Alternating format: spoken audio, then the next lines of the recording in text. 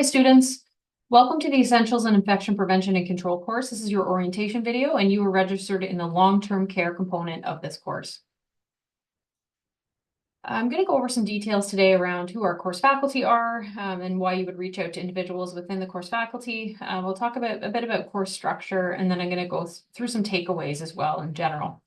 So course faculty, we do have course coordinators. Those individuals are generally responsible for technical aspects of the course and making sure that things sort of run smoothly, and anything to do with registration related issues, passwords, things of that nature. They're generally not responsible for the content or the evaluation component of the course. So if you have questions about exams or quizzes and things like that, that would actually be directed towards the module instructors. And we'll talk about where to find who the module instructor is for each module. Module instructors are responsible for, they'll answer questions around the evaluations and any content related questions you might have about what you're learning in the course. To reach the course coordinators, you're going to use the generic email. It's basicde@ipac-canada.org, or you can use the quick mail function within the Moodle learning platform that you will all have been given a login and password for. The quick mail function is a bit cumbersome, so sometimes it's easier to use your own personal email to reach out to that basic DE email, but you can also access the module instructors through the quick mail function as well. All right, so the course structure in general, so you are registered in the long-term care course, which is specific to that sector. The course is set up with 6 individual modules. These modules include foundations of IPAC, microbiology, dig deep into some microbiology terminology in the laboratory, common infections, surveillance and epidemiological terms. We're going to cover outbreaks, occupational health and safety, emergency preparedness. And then finally, the final module is really around the environment of care, which includes things like cleaning, disinfection, reprocessing, and construction and renovation. The course itself, when you're taking the online course, the component that is considered online, each module has a quiz. So that quiz needs to be complete in order to move on to the second module. And there is an interactive learning quiz as well that you would need to take.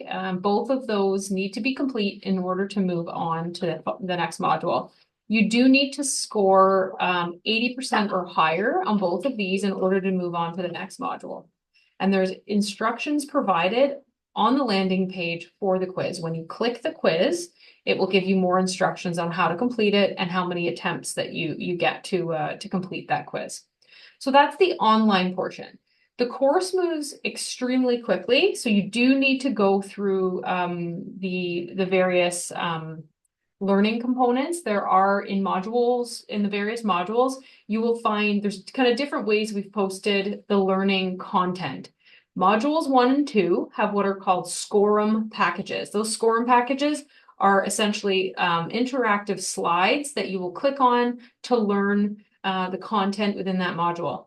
Accompanying those slides or SCORM packages are what's called a study guide. The study guide is really useful, and it is your takeaway for the course when you've completed this course. It is a reference material that you can use about what you've learned in this course. Feel free to print those study guides. As you go through the SCORM packages and you click through those, the study guides are really meant for you to support that learning. They're meant to support what you're learning there and also take notes within them. In the later modules in the course, we have not converted everything yet to a SCORM package. So there are your more traditional type course notes that you will find in those modules. In the in-person section of the course, you will be required, you will actually be assigned to groups. There will be a level of group work. Within those groups, there's going to be assignments, and then there's going to be a level of participation required during the in-person component, which includes possibly presentations and other things, but you will be scored on those elements as well. And that is generally how the course is laid out. Again, on the online version, where you are provided a score, you must get 80%, and then the in-person is mandatory, and we will be grading you based on assignments, group work, and participation moving forward. Okay. All right, so some takeaways. I'm going to show you how to use quick mail within the Moodle landing platform or in the Moodle learning system. I'm going to show you how to update your profile electronically so that all the students get to know each other. Really, this is nice because you do lots of networking as part of the course.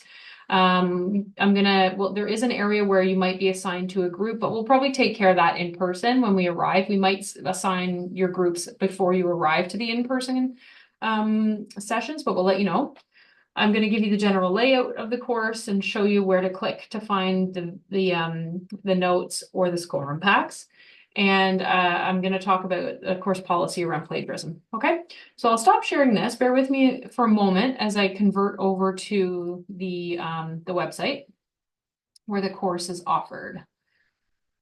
Just a second here. I'm just going to have to close out of here. There we go. Close this. Okay. I'm just going to share my screen. There we go. Okay, so what I'm sharing here, you would have received your login and password. Everyone would have gotten to this point if you're watching this video. So when you've logged into the course, the long-term care specific course, you'll see on the left-hand side is how you navigate through the course. So modules 1 through 6. You'll note that there's dates in which all evaluations, being both the quiz and interactive assessment, those need to be completed by this date as it's outlined. In order to prepare for these quizzes and the interactive assessment, what I'm going to ask you to do is work through these scoring packages. So for module 1, there are 2 of them with the associated study guides. So you can click on this, work through the slides, learn the content for both 1A and 1B, supported by your study guides, and then you can go back and challenge the quizzes and the interactive assignments, which you will find below, all listed with the due dates. Okay. If there's any supplemental material as part of the module, it will be found sort of as you scroll down. We've provided the additional materials. I will note that for each module, there's an announcements area where the instructors or the course coordinators will post announcements related to the course. You are more than welcome to use the general discussion area that's meant for students to post information, or questions you might want to pose to other students. You can also post here to the course coordinators as well if you have any questions, or to the instructors, okay? Each page is laid out identically with the instructors listed at the top who are taking care of that module, with the email and how to reach them, including, as I said, the evaluation. I would like to show you how to access Quick Mail, although each instructor's email will be posted on the landing page, but you can use the Quick Mail function. You can click on the course dashboard. I have a slightly different view than you because I'm using my facilitator view. You will have a student view, so this is quite simplified. When you log in, you should be able to see your grades here, and then you should see this Quick Mail function where you can click here to compose an email. All right, so that's generally how everything is laid out. One thing I'll point out as well is that under course information, this is where we have some details around the course policies, some study tips, things of that nature, course forms that are required that you might need to fill out at the end of the course. But if you click on the course policies, one thing I'd like to draw to your attention is the plagiarism policy. So for plagiarism, our expectations in the course is that there is absolutely no copying and pasting from another document, whether at the course notes or something you find online. You must paraphrase and reference. You will be docked marks potentially, or discussion with the instructor could potentially even fail if you're doing copying and pasting as part of your. This is more in the in-person section because the online portion is as quizzes, as I said. When referencing on the in-person portion, we don't care how you reference. We just, you could say, taken from the course notes. We don't need APA format, nothing like that. But we'll talk about that more when we get to the in-person component of the course, when we meet in person. Okay, so that is the general layout. I'll just make sure we've covered all the pieces before we sign off. Yeah, and we're good. Okay. So best of luck, everyone, and we'll see you in person in Toronto. Thank you.